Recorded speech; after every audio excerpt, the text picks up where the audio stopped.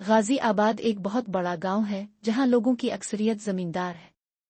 حافظ صاحب گاؤں کی مرکزی جامع مسجد کے امام تھے۔ انتہائی شریف النفس پرہیزگار اور متقی انسان تھے۔ انہوں نے دین کے ساتھ دنیاوی تعلیم میں بھی اعلیٰ ڈگری حاصل کر رکھی تھی۔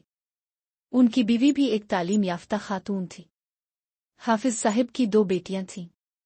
مسجد کی تنخواہ میں گزارا بہت مشکل تھا، جس کی وجہ سے انہوں نے گاؤں میں ایک پرائیویٹ سکول کھول لیا۔ ان کی شرافت اور کردار کی وجہ سے لوگ ان کی بہت عزت کرتے تھے، اور اسی وجہ سے لوگوں نے اپنے بچوں کو ان کے سکول میں داخل کروایا۔ حافظ صاحب اور ان کی بیوی کی محنت اور لگن سے سکول کا رزلٹ باقی پرائیویٹ سکولوں کی نسبت بہت اچھا آنے لگا، اور طالب علموں کی تعداد میں اچھا خاصا اضافہ ہو گیا، جس کی وجہ سے حافظ صاحب ایک متوسط گھرانے کے مالک بن گئے۔ ان کی بیٹیاں بھی اسی سکول میں تعلیم حاصل کر رہی تھیں، جو کہ اپنے والدین کی طرح تعلیمی میدان میں بہت آگے جا رہی تھیں۔ سکول کی اچھی آمدن کی وجہ سے ان کی بیٹیوں نے اچھے کالج اور یونیورسٹی میں تعلیم حاصل کی اور اپنے ہی سکول میں بچوں کو پڑھانے لگے۔ دونوں اچھی صورت کے ساتھ ساتھ اچھی سیرت اور کردار کی مالک تھیں اور اپنے والدین کی طرح محنتی تھیں، جس کی وجہ سے سکول مزید ترقی کرنے لگا۔ بچیوں کی اچھی سیرت و صورت اور اعلیٰ تعلیم کی بدولت گاؤں کے بڑے زمیندار گھرانوں سے رشتے آنے لگے، مگر حافظ صاحب اپنی بچیوں کی شادی اپنے جیسے کسی متوسط گھرانے میں کرنا چاہتے تھے۔ ان کی خواہش تھی کہ لڑکا پڑھا لکھا ہو، جبکہ زمینداروں کے لڑکے تعلیم یافتہ بھی نہ تھے، جس وجہ سے حافظ صاحب تمام آنے والے رشتوں سے انکار کر چکے تھے۔ سلطان اسی گاؤں کا رہائشی تھا۔ اس کا تعلق ایک عام گھرانے سے تھا۔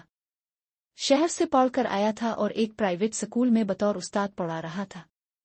سلطان کے والدین نے حافظ صاحب سے ان کی بڑی بیٹی کا رشتہ مانگا تو حافظ صاحب نے سلطان کی شرافت، کردار اور خاندان کی وجہ سے رشتے کے لیے ہاں کر دی۔ اس بات کا علم جب گاؤں کے بڑے زمینداروں کو ہوا تو انہوں نے رشتے سے انکار کا بدلہ لینے کے لیے حافظ صاحب کی بیٹیوں پر تہمتیں لگانی شروع کر دی اور گاؤں میں مشہور کروا دیا کہ سلطان حافظ صاحب کے سکول کے سامنے سے گزر کر دوسرے سکول پڑھانے جاتا ہے، جس کی وجہ سے اس کی ان کی لڑکی کے ساتھ دوستی تھی، اور یہ رشتہ ان کے آپس میں پہلے سے تعلقات کی وجہ سے ہوا۔ اس کی وجہ سے حافظ صاحب کو اکثر لوگوں کے طعنے بھی برداشت کرنا پڑے، مگر انہوں نے اپنی اولاد کی تربیت اچھے طریقے سے کی تھی اور انہیں اپنی بیٹیوں پر پورا اعتماد تھا، اس لیے انہوں نے بے خوف اپنی بیٹی کی شادی کر دی۔ مگر گاؤں کے وڈیروں کو یہ بات بالکل ہضم نہ ہوئی اور انہوں نے ان کی چھوٹی بیٹی پر بھی الزامات لگانے شروع کر دیے، جس کی وجہ سے گاؤں کے لوگ بھی کشمکش کا شکار ہونے لگے اور کوئی بھی حافظ صاحب کے گھر رشتہ کرنے کو تیار نہ۔ اس صورتحال میں حافظ صاحب شدید پریشانی کے سبب بیمار رہنے لگے۔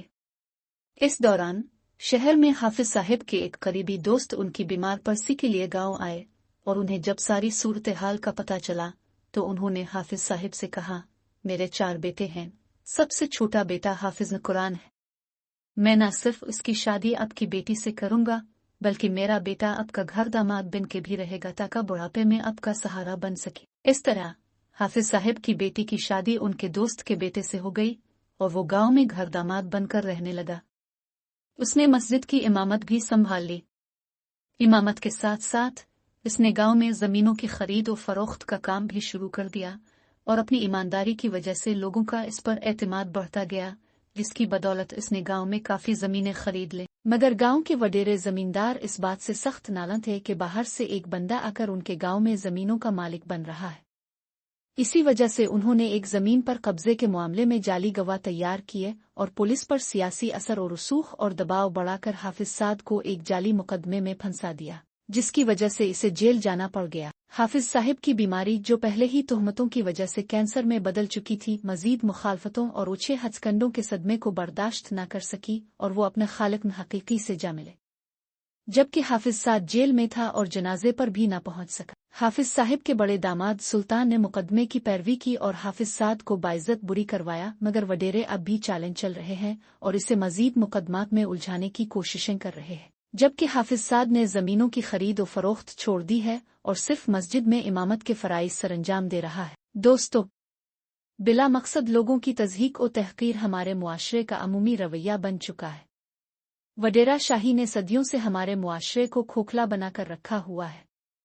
بطور غیر جانبدار انسان کسی بھی تہمت بہتان پر ردعمل دینے سے کتنے ہی لوگوں کی زندگی اجیرن بن سکتی ہے۔ اس لیے کوشش کریں کہ ہمیشہ سچائی کا ساتھ دیں، ورنہ کل کوئی وڈیرا طاقتور انسان ہمارے ساتھ بھی ایسا معاملہ کر سکتا ہے۔ آپ جس بھی شعبے سے تعلق رکھتے ہوں، ایسے معاملات آپ کی نظر سے ضرور گزرے ہوں گے جہاں طاقتور کمزور سے اپنی بات منوانے کے لیے بہتان پر اتر آتے ہیں۔ بطور ایک مسلمان ہم پر فرض ہے کہ ہمیشہ حق کا ساتھ دیں۔ اگر آپ میری بات سے متفق ہیں تو ویڈیو کو لائک اور شیئر کریں۔ شکریہ۔